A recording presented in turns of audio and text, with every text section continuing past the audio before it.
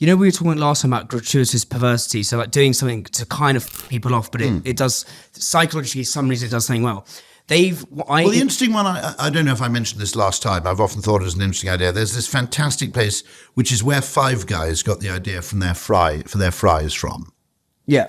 They went and studied this place called Thrashers in Ocean City, Maryland, which has 3 branches. It just sells fries. It sells them in a kind of pyramid you've told me cone. about this, yeah. And the interesting thing, this is really weird if you think about it for the US, they don't give you ketchup. Yes. You can have vinegar and you can have salt and that's it. Now, that's not so weird to Brits. For Americans saying no ketchup, that's a real kind of weirdness. Doing these things that, so on the Gail's point, is they want to feel, so I've interviewed the founder of Poppeh's Bakery, which is one of the best bakeries up in North London, but it's just 2 sites. 2 sites, got it, yeah. 2 sites. And we were talking kind of before we hit record. Shouldn't mention them because venture capital will take it over and open 400 sites and then ruin it. No, because last time we were talking about how scale kills magic. We'll get onto that again in a sec. But one of the things I said to him, are you going to open any more sites? You've got 3 sites. He goes, no.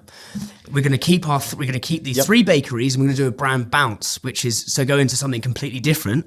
So what they've done is they've got the amazing fucking croissants and pastries and pastas that, again, due to scarcity, sells out perfectly on time at 1 p.m. every day, which means there's always queues, status, blah, blah, blah, blah, blah. Good concept, brand bounce, by the way. Brand bounce, but then what they've done... The example of brand bounce is Caterpillar, which make heavy earth-moving equipment moving into... But what they've done is they've gone into homeware. Because homeware is infinitely scalable. The Poppeh's brand is strong. People want a nice coffee cup to drink out of.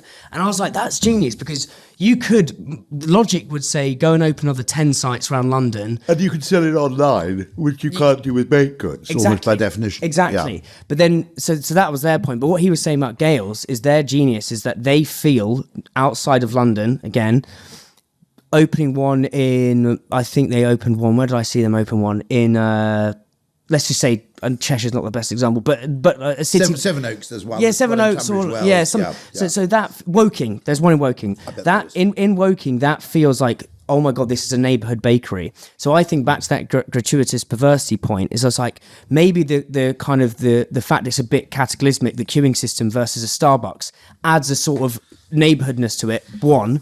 But then 2, every single Gail's looks different.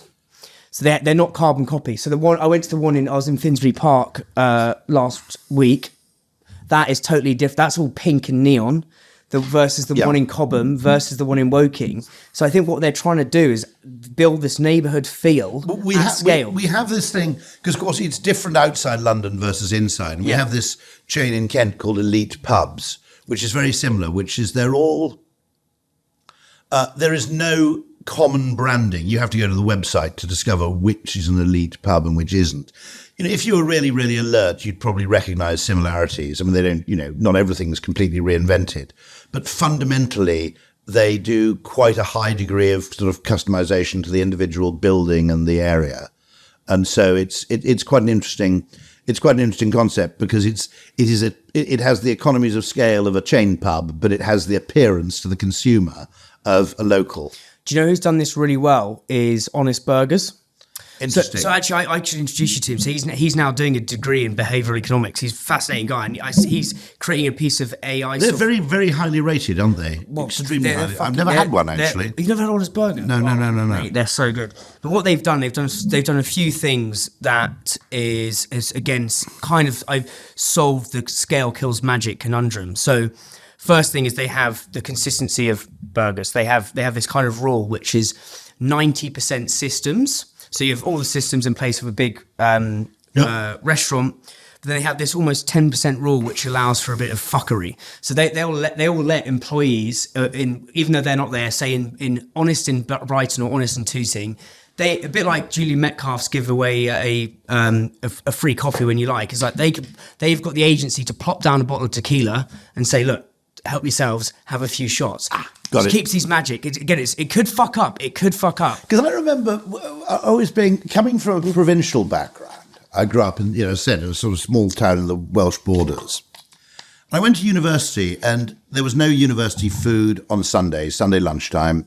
And a group of us got into the ritual of always going to Pizza Express. I always had the fear and Tina, I think. It was just every Sunday, basically went to lunch in Pizza Express.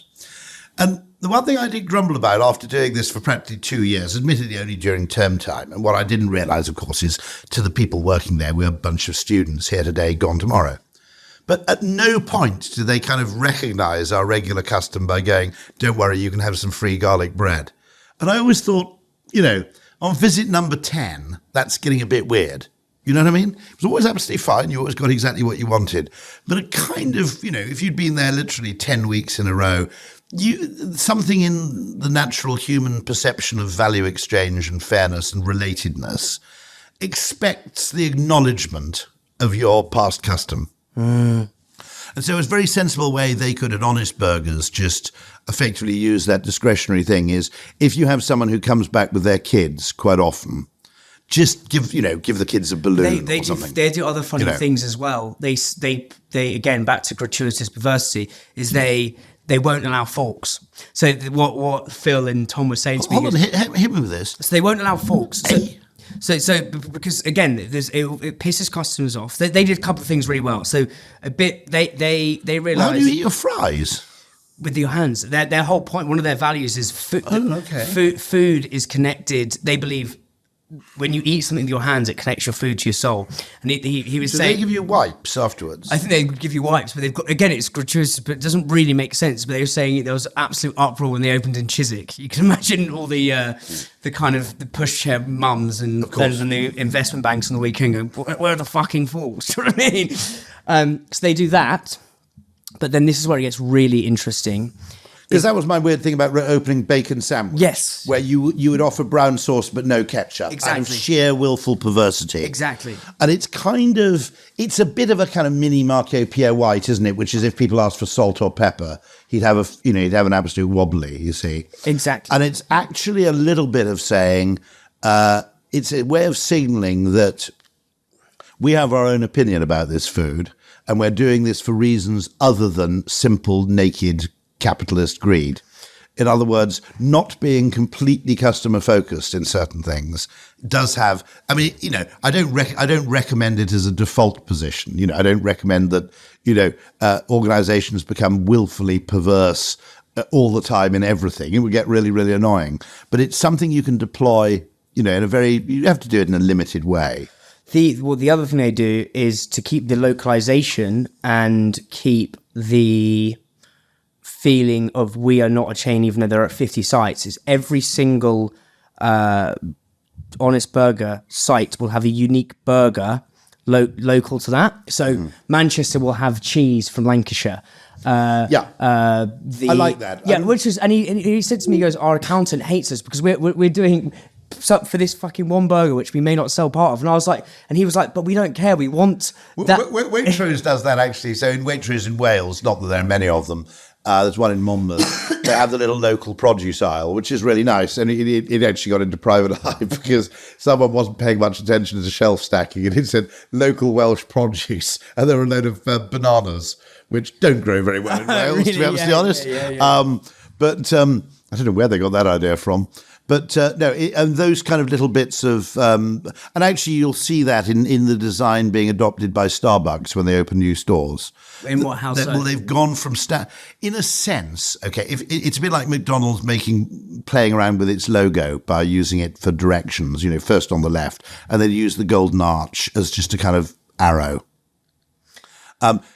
When you're very well established, you can afford, and in fact it's beneficial to play around with your own sense of identity. In other words, you abandon the absolutely rigorous algorithmic attention to rules in design, and you do variations on a theme. And so what Starbucks is doing is, if they open a Starbucks in New Mexico now, it won't look like a Starbucks in Connecticut. They'll deliberately add some local elements or some customization. Now, it's worth noting that you shouldn't be doing that in the early stages, perhaps, but when you are established, you can afford to have that kind of to play fast and loose with your own kind of rules a little bit. Espressos is sponsored by supply chain software gurus Unleashed. It talks to your e-com and accounting software. It's helped islands cut admin time in half, get granular clarity on your margins, know where your stock is, don't miss availability. Brands like Candy Kittens, Tiny Rebel and Trip all use Unleashed, and so should you.